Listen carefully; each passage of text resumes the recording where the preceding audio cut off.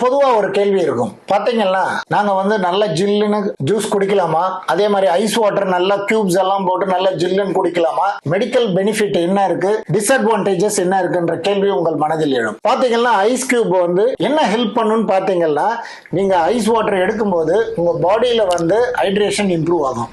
மேலும் இன்னும் உங்களுக்கு நிறைய வாட்டர் இன்டேக் எடுக்கணும்னு உங்களோட பாடியில வந்து ஸ்டிமுலேஷன் நடக்கிறதுனால அதிக வாட்டர் இன்டேக் எடுப்பீங்க. நெக்ஸ்ட் பாத்தீங்கன்னா பாடி டெம்பரேச்சர், ஹாட் கிளைமேட்ல பாடி டெம்பரேச்சர் வந்து நியூட்ரலைஸ் பண்றதுக்கு இது ஹெல்ப்ஃபுல்லா இருக்கும்.